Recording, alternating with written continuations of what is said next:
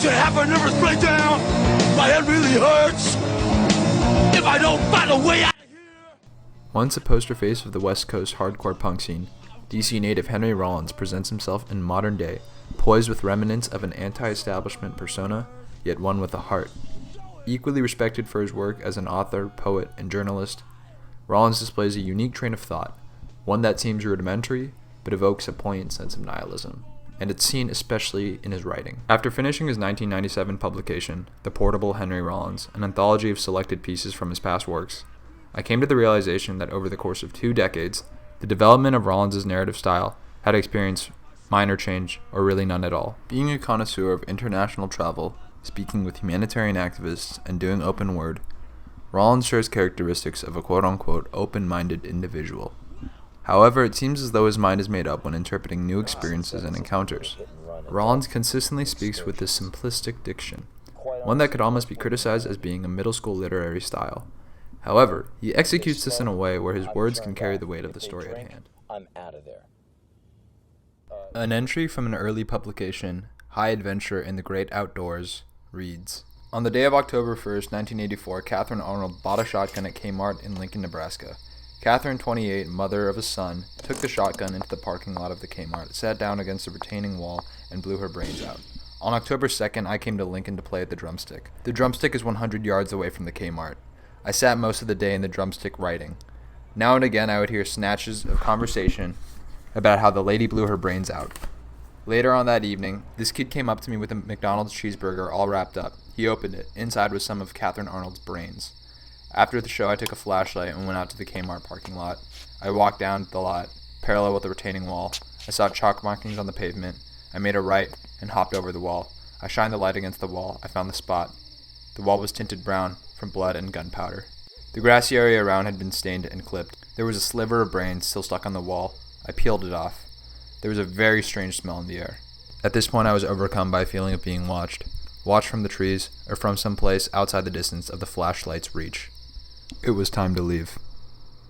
Towards the end of this eerie encounter, Rollins recognizes the atmosphere of the location where he stands and goes to note its paranormal-like energy. Yet his description is blunt, short and simple sentences, almost to a point where he seems unbothered, unimpressed, or unenthusiastic. He ends this horror-like experience with 5 words. It was time to leave. Putting the pen to the paper and expressing yourself, that if you can write, you can write. And let's break that sentence down for a minute. If you can form a sentence, you can form a sentence. And it doesn't matter who you are. It doesn't matter if you're the high school quarterback going to be with the pretty girl at the prom, or if you're the loser, which you're not, and the person who doesn't get picked to be on the basketball team at gym. You can write, and you can have as much authority over your own writing as Flannery O'Connor, Ernest Hemingway, or anyone you can imagine. You can have your own, and you will find in your life it's some of the only real true freedom you'll ever get is your imagination, your thoughts, and what you can put on the paper. And the good news is you never, ever, ever have to show it to anyone. It can be like a meditation that you can write to yourself. You can be as angry as you want. You can make up anything you want. You are never freer than when you're putting it down.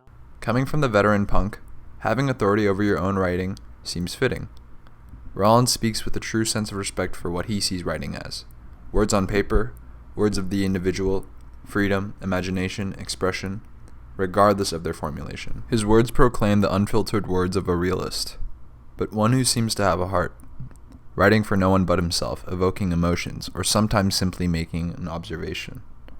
And when a piece manifests a sense of nihilism, cynicism, or downright rage, it's done so with brevity, showing a direct line from the train of thought to paper.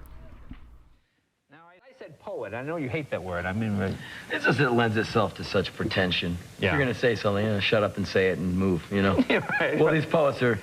What Nietzsche said about poets was good. He goes, poets are those who muddy their waters to make them appear deep. Which means if I don't understand it, it must be good. Oh, yeah. You know what I mean? Well, have you ever gone to any of these? They sort of have these, like...